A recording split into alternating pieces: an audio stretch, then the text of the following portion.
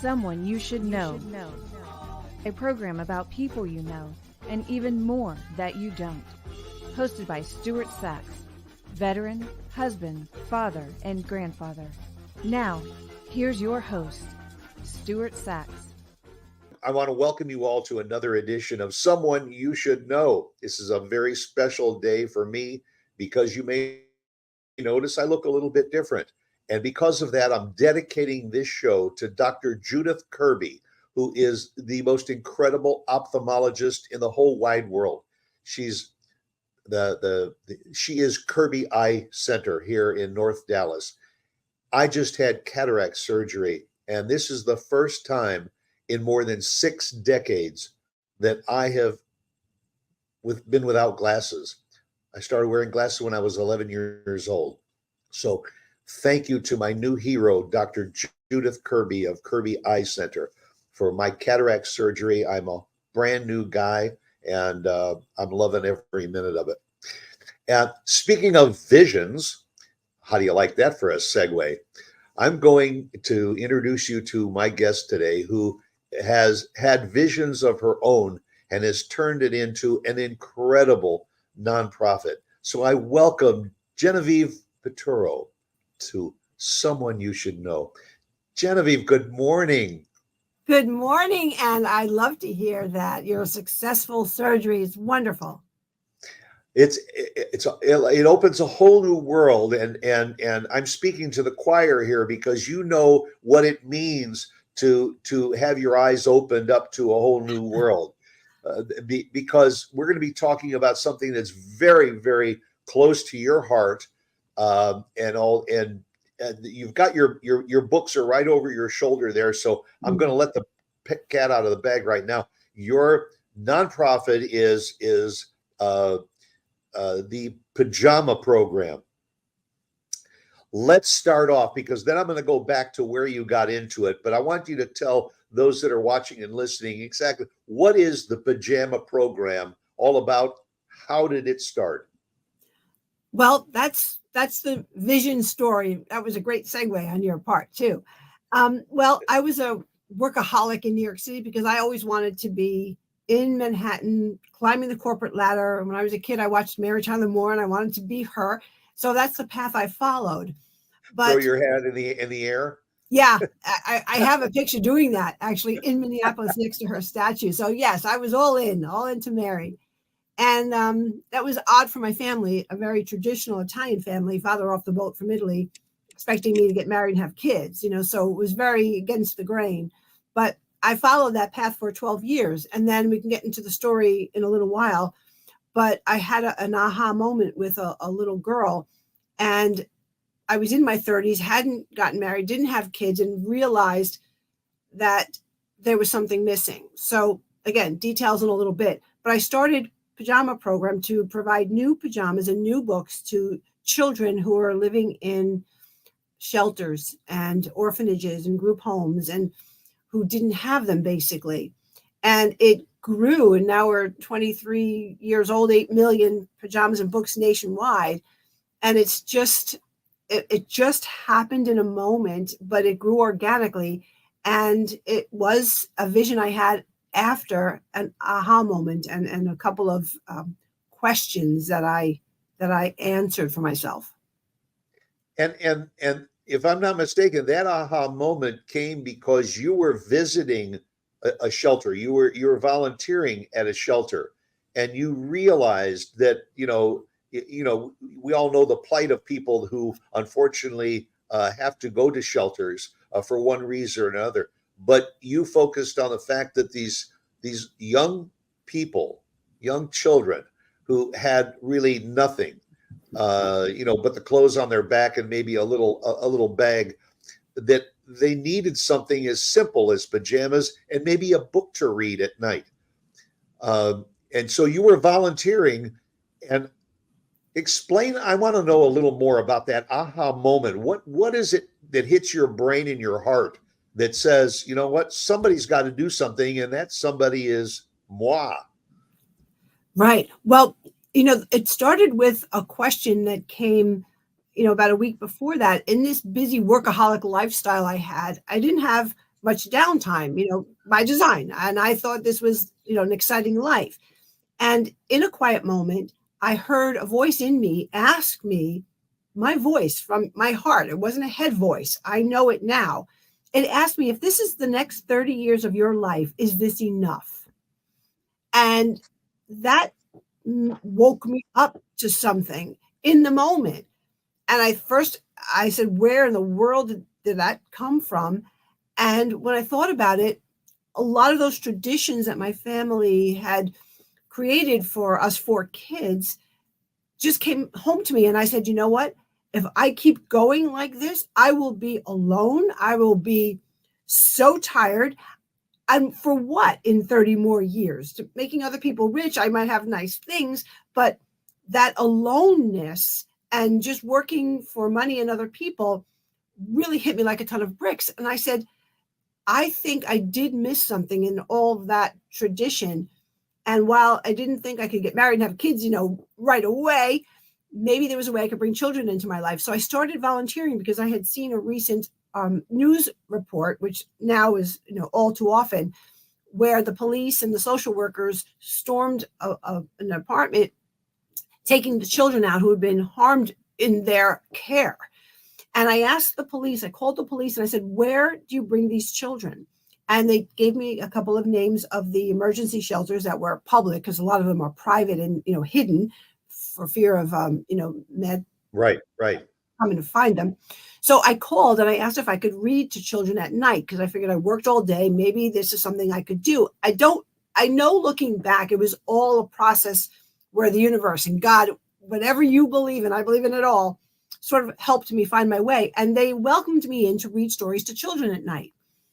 And in those quiet moments, I saw these children in their most vulnerable. The police or social workers had taken them out that day or within 24 hours. And it was just a layover until the paperwork could be done and they could figure out what to do as a more, permanent place. Were they going to be returned back, or is there a family, or is there somebody who will take these children in? So they had nothing, and they were afraid and lonely. They were not always clean. Their clothes were soiled. They didn't fit them well. And I would read to them and I could see them, wiggling a little uncomfortable. Some of them were crying. They were afraid. They didn't know what was going to happen. So after time, several weeks of this, different children all the time, because it was, in and out, I followed because I wanted to see where they were going to sleep at night. And that room that I read in was so bare. I sat on the floor because there weren't any chairs, and so did the children. They sat with me on the floor. And then I went to that room they called a bedroom. And while they were so nice and loving, the people who worked there, this was not bedtime. This was not the way my mom put us to bed. There were futons and couches and single cots, and a couple of kids together, and some of them were crying, and they were in the same clothes. And the memories that flooded me in that moment staring at them were everything my mom did, that I assumed all kids had. Somebody to sit at their bedtime and tell them stories and bring them cookies and milk and make them laugh and tickle them and Right. All those things. And of course, it was pajama time and we were in our snuggly pajamas. And that's what stood out to me. And as the staff were bringing me to the door to, say goodbye to me, I turned and I asked, could I bring some pajamas for the children next time? And one of the staff people said, that would be lovely. No one thinks of that. And so I went crazy that week and I bought lots of pajamas because I never knew what sizes or what children would be there. And I bought, tons of them, and I brought them to read with the stories, and I started handing them out. And a little girl come up to my hip, and she was a mess. Her pigtails were lopsided. Her clothes were tight and soiled. And so her pants were so short and her sneakers were so big. Somebody gave her a clean footwear. And she was so afraid of me, she wouldn't take them. She kept backing away from me and shaking her head, no. And she watched me the whole time, but she kept going, staying away from me. And at the end, when she was the only one standing with a caregiver, I tried again. And I tried to say, these are so soft, honey, and they'll fit you. You want to feel how nice they are. You can wear them to sleep. You can even wear them tomorrow. And then she just hesitantly leaned in and she just said, what are they? What are pajamas? And Stuart, that was wow. I had to explain pajamas to the little girl.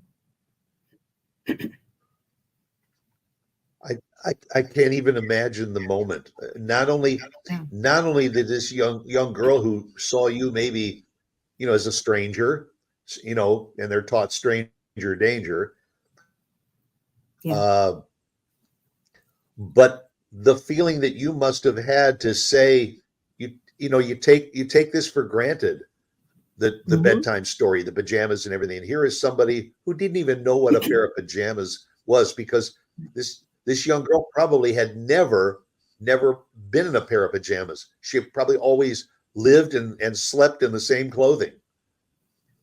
Yes, that's what the Just caregiver, when I looked at the caregiver, that's what she mouthed to me. She doesn't know what pajamas are. that it so that one moment said something to you about somebody needs to do something. Did you first reach out to find out if there were agencies that were doing something like this, and then determined there aren't, so I'm going to become that agency?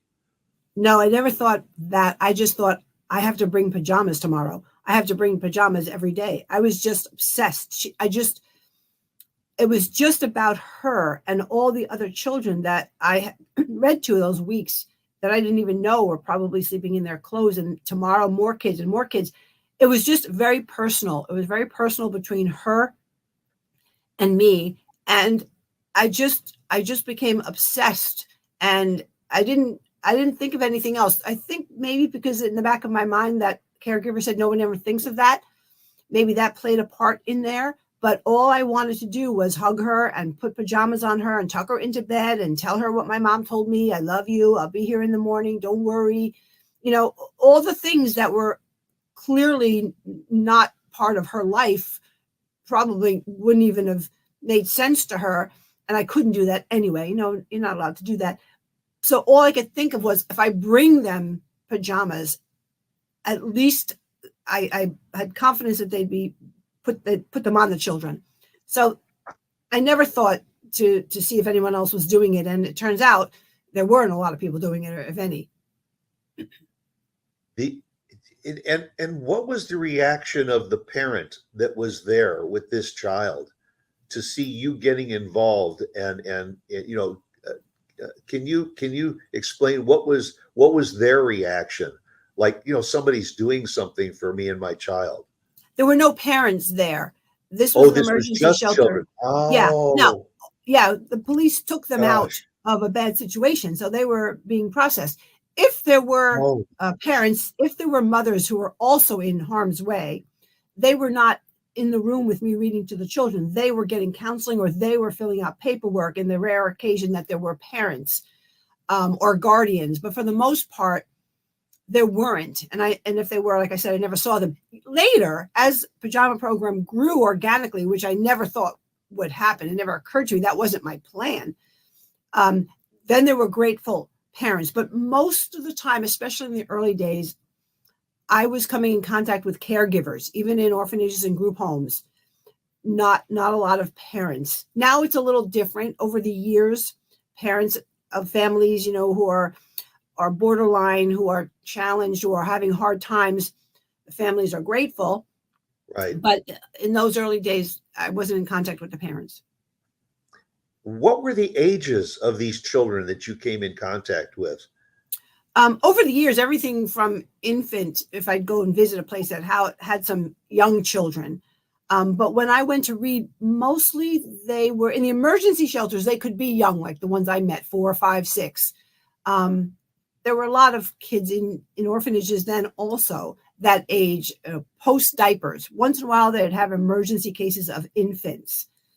But the ones I read to in many orphanages that had young ones started about 4 or 5 years old, living in those orphanages. It's an amazing story, and folks, go to the website GenevievePiturro.com, and you'll see a lot more information about this. And you've written 2 books about it, and the first Mhm. book was called Purpose, Passion, and Pajamas.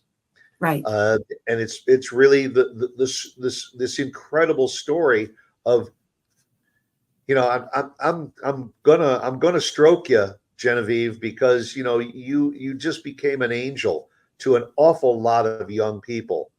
For them to be able to have somebody walk into their life that saw them as something other than just a street urchin, somebody that had a heart and was willing to share it with them. I can't applaud you enough for having the idea. And you've been doing this for how many years now? Well, Pajama Program officially, I started about 1999. And Pajama Program officially, I made it a 501c3, and that's its own story, in 2001. So now we're entering 2024. So yeah, we're quite proud. 23 and I years. have to say, I can't even say I had the idea. I just ran with this obsession and this pain I felt from her. So it wasn't something I sat down and planned or even realized was a vision, because I never thought it would go beyond me doing what I was doing. But people heard, and if I told them the story, which it took me months to open up to anyone, I realized soon that people felt that same pain and felt her loneliness, and could almost see her like I saw her, and they wanted to help. So Pajama Program has grown because of people like you, Stuart, who have the reaction like, okay, this isn't so hard. Let's give these children pajamas and books. And they just believe, like I believe, that the children would feel a hug, would feel the love, would know they weren't forgotten. And it's just there's no explanation for how it was just contagious. And it was all because they felt her just through me, like I channeled her. Well, we who have often can't grasp what those that have not are feeling. Just like going to pass out a Thanksgiving dinner to people on the street. The feeling that you get knowing that you've got a warm home to go to and a full Thanksgiving dinner, and you've just handed a paper plate with some food on it to somebody who was hungry. We often lose sight of the fact that there is another population out there that is in need, and we are the messengers to do it.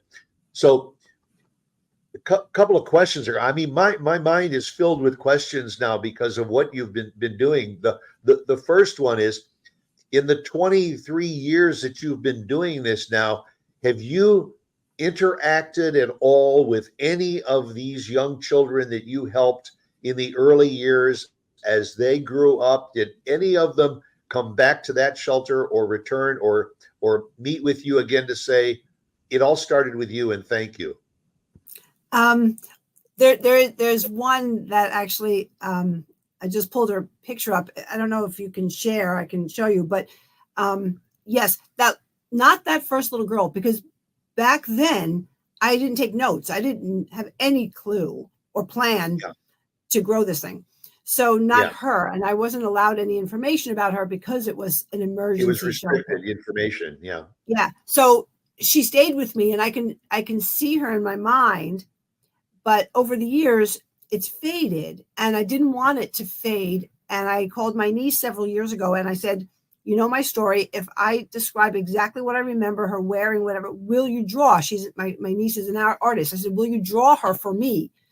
Just for me. And she said, sure. So she did, and she sent it to me. And oh my goodness, I looked at it and I saw that little girl. And I used that, when I'm speaking, or I put it in my book, because that becomes like yesterday when I look at that picture. But there is another little girl that I met later when I was taking notes, and actually went to a group home, and the nuns who ran it said, you can please take pictures and share them, because we get those releases from their guardians, whether they're the guardians that she took the children from were either in prison or in rehab. Right. She said, because we depend on donations and people knowing we are here to help. So we tell the guardians, we'll take your children, but please know we're going to share information. And so I took a picture of her.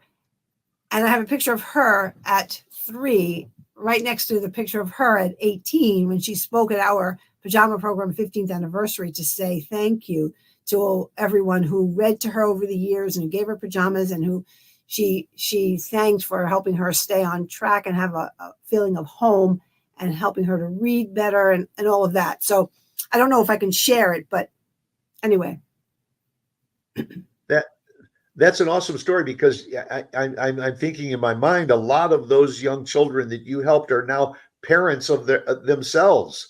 They've grown and they've come through their diversity and all, and now they remember you, and hopefully they are getting involved with the Pajama Program in order to help pay that back too.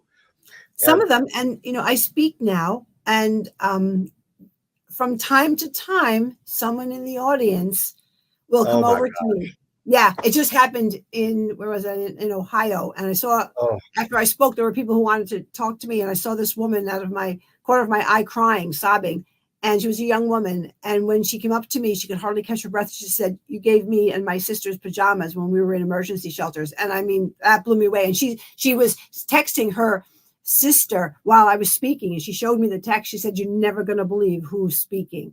And so that was very, very emotional for both of us. And I heard her story. I mean, that happens, once in a while, and it's incredible. Talk about another aha moment. Yeah. And if folks, again, visit the website, because it's an incredible story, and you need to read about it. But I'm going to throw this figure is going to stagger the people that are watching and listening to this program. In 23 years, you have given away how many pair of pajamas? 8 million pairs of pajamas and books across the U.S. We have many chapters, 40 some chapters across the U.S., and it is a group effort. For more on Pajama Program, pajamaprogram.org is the website. You can find information on mine, GenevievePiturro.com. But just so people know, all about Pajama Program only is on pajamaprogram.org.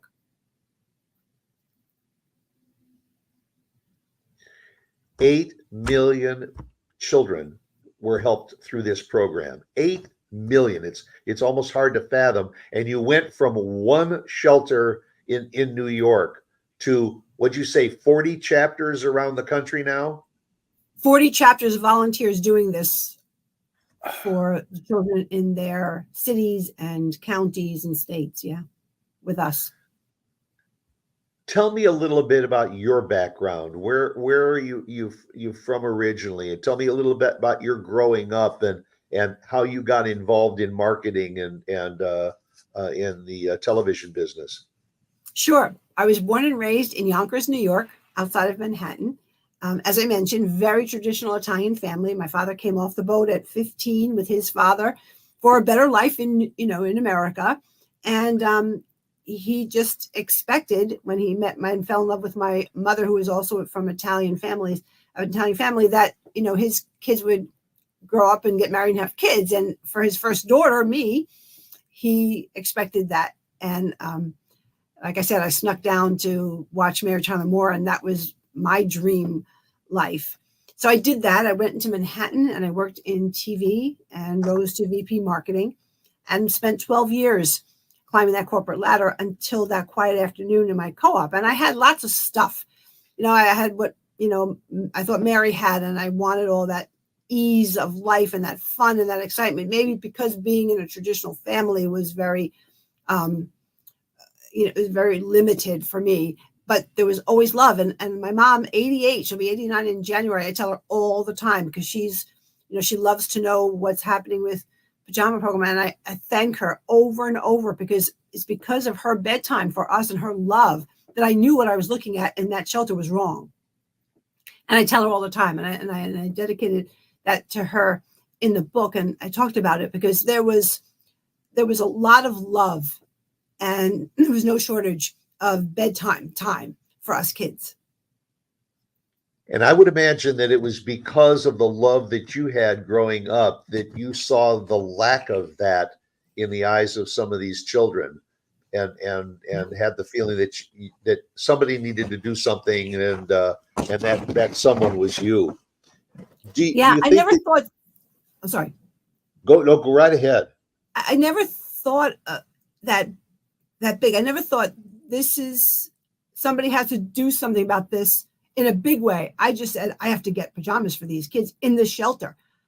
I never. It just was organic, and before I knew it, the shelters I visited were sharing my name and my phone number with their friends who ran other shelters, and that's how it grew. And at the time, our cell phones were big, and we weren't really allowed to use them at work.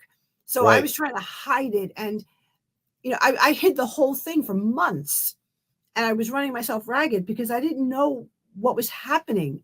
I really wanted to quit my job, but I had a mortgage, I had bills, Yeah, and yeah. Am I crazy for wanting to do this? what am I doing? I'm bringing pajamas Yeah. to kids, but I didn't even think it through. My heart was just picturing those kids. Got to get there tonight. Got to get enough for tonight and tomorrow because I can't go again until Friday. I was living moment to moment in this obsessive mode. So I wish I was a different kind of person, but I'm an impulsive person and I jump, before I look. And so that's what happened until it grew. And I, a couple of things happened where I had more aha moments of what I needed to do that was a little more, along the lines of organized. And so do you think that maybe your involvement in marketing and everything gave you the ability to now, you said within a year or so, you just turned this aha moment and this passion into a 501c nonprofit. Do you think that your career gave you the ability to move forward and set up a nonprofit to go the next level of this program? No, but I'll tell you what, my marketing career, without being conscious of it, showed me how leading with your heart in describing and speaking and writing attracts people. So I automatically started to tell the story, started to describe her. My emotions always, even now on stage, if tears come, they come. And that part marketing background, part naturally me, was what I believe connected me to people and connected them to her, that little girl. The 501c3, because I knew nothing about it, I never thought of a nonprofit. I just thought I was going to do this. But what happened was a person called me from a magazine and she said, "Hi, I'm from so-and-so magazine," which was a national magazine when we still had paper magazines. And she said, "Are you the lady giving pajamas to children in Harlem?" And I said, I guess it's me. So she said, "Can we write a little story, just a little paragraph?" I said, "Sure." So she did. Well, a lot of drama about that. But in the end, when it came out, thousands, I'd say tens of thousands of people sent pajamas, books, cash, letters to my little co-op in the Bronx, in Riverdale, in the Bronx. Inundated. I couldn't even see it. And I had just gotten married. That's another story. So all those boxes, I was opening them. We couldn't even see each other. The boxes were piled so high. And one letter said to me, "Please send us your 501c3 so we can give you a grant." I looked at my new husband. I literally said, what is this thing? 501 in parentheses is a C, in parentheses is a 3. I didn't even know what. And then when I said, uh-oh, I thought I was doing something wrong, I found out there's a way to make this legal. This is how nonprofits become the protected entity that they are. And I had to scrounge around for people who knew lawyers. But that's why and how, because I said to my new husband, this is not just something I'm doing, a choice that I have in my spare time. This is a responsibility. These people feel her as well, that this little girl's pain and loneliness, I have to make this real. And that's why and when I started the 501c3 process. It's an incredible story. It has grown. I mean, I'm amazed that that one little article got 10,000 responses. I mean, Thousands and that shows thousands. the power of the press. Absolutely. And now today, 23 years later, you've got 40 locations working on this project and all, and people are pouring in donations in order to keep it going, because unfortunately there is still, 23 years later, there is still a vast need for a program like this. Well, your program also caught the attention of somebody very, very high up in the media. And I was shocked that you appeared with Oprah Winfrey. And what I have to ask you, what was that experience like to be in the presence of Oprah and to have her telling your story too and sharing it? Well, nobody knows purpose like Oprah Winfrey. And so when the producers said they started getting letters about the work that I was doing and people who wanted to help me were doing, they brought it to Oprah. And I think she recognized purpose, which was a new word to me, because I didn't grow up thinking you got to find your purpose and then you find your career and then you find your life's work. I just wanted a job. Right. So I think it touched her because she's all about purpose, and she found her purpose early. And I think she could relate. Right. And it was an amazing show. They aired it 3 times, and a little clip in the final show before she went off the air. And I think it's because of the same thing. And I talk about this. I talk about finding purpose, leading with purpose, and the power of the human connection. Because if you watch the show, which you can see on my website, you will see the power of the human connection and what happened on the show. That was a complete surprise to me. It still continues to amaze me. And you've even taken that to the next step. The first book, Purpose, Passion, and Pajamas, you set up the nonprofit and all. So you've written a second book, which is Purpose, Passion, and Moxie. And tell us the main thrust of what that book is all about. Right. Well, first, let me say, after 20 years of executive directorship, as well as founder of Pajama Program, I wanted to write this book, and I wanted to inspire other people to take a chance, not to necessarily start a nonprofit, but to take a chance on their purpose, on what they want to do and they pushed on the back burner or were afraid to do. So I passed the baton to one of the presidents of our board, and she's been incredible for the last 3 years, continuing and growing. And I am inspiring. And now I got to write my book when I gave her the executive directorship. So I wanted to write that to tell a story, because people were always asking about the little girl and how it's grown. So I did that. But I also did it because I knew that I wanted to speak on, you don't have to have all the answers. Read my book, I tell people, because I am honest. I had financial messes I made. My new husband and I made promises to each other that I did not keep because I was just obsessed with, I forgot I was married. I just continued to live the got to get pajamas for the kids' life. Thankfully, right. We're celebrating 25 years. He stayed, and I loved him. I just was so obsessed. But it's not easy, and I wanted people to understand that I wanted to be honest with them. So I wanted to write the book. So I did, and now I speak on that. But looking back, and I used to know the drink Moxie. My husband introduced me to it in Massachusetts, and it has a bitter flavor. But I said, you know what? This is what kept me going when I had no understanding for how I kept getting up when I got knocked down. It's Moxie. It's that grit, it's that perseverance. And that's how I started Pajama Program, with a lot of Moxie and very little know-how, if any. Yeah. And so that's why people always ask me how to start a nonprofit or for advice. And while I speak about finding your purpose generally, that's a niche that people, and especially after COVID, are interested in. So that's why I wrote the book. It's got my lessons. It's got what Moxie is and where I used it and how you can use yours. And it's more of a guide to starting a nonprofit when you have very little, but you have Moxie. What do you see as the future for your program now? Where do you see your pajama program, say in 5 years or 10 years?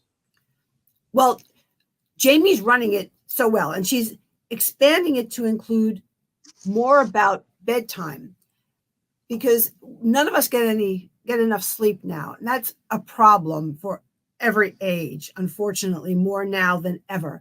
But as you can imagine, these children live through trauma, and bedtime is especially frightening and Right. unsettling. And I saw that whenever I was reading to the children at night. And then in that bedroom, when I thought back, you know what? It was really come into the bedroom, get up on the cots, good night, lights out. And that's not enough. That's not enough for any child. That's not enough for these children. So she has incorporated a beautiful element of bedtime routines that I take for granted. We brush our teeth, we calm down, we know kids now have no computers before bed. You know, that's the best way to relax and have a chance at a peaceful dream versus lights out nightmare, which was always my fear. So she's had the foresight with the board to incorporate that part of Pajama Program. So it's growing and giving them added comfort at bedtime. It started as pajamas and books and all. Did you ever have the thought that, oh, I'm going to expand this into something bigger and give out more, more clothing, say, toys and all of that? Or did you just say, you know what, I just want to focus on the pajamas and the books because that's the main thrust? Yeah, that's what I wanted for 20 years. I started that way because that's all I could handle. I was lugging like Santa Claus, big bags and carrying them and over my shoulder of pajamas and books that were getting heavy. So I kept to that because for a long time it was only me and any friend that wanted to help. That's all we could manage. And it turned out to be a blessing because I did know there were plenty of organizations that were doing everything else. So I said, let me just do this one little thing because that's all I can do. Focus. And I teach that as a lesson. Stay with your niche. Find something that you do and do it the best you can. And it really worked. It really worked for me, and it worked for the organizations we helped for many years. When you are not doing what you're doing and everything, what do you like to do? Do you have any outside hobbies? I mean, do you have that time when you just say, I need to close all of the doors and I need some Genevieve time? Yes, I like to swim. So I swim laps. I have some spiritual things. I meditate. But for fun, I love movies. I love travel. So I do as much of that as I can. But my goal now is to speak on stages. So finding the stages that have audiences that want to be inspired and want to listen to themselves, listen to their hearts and do what they love. And leaders who want to lead with purpose and inspire their employees and their teams to share what's important to them so that they can work together and know a little bit about each other and, support each other. And helping people find their individual purpose is just as important as finding a leader who wants his employees to feel that they're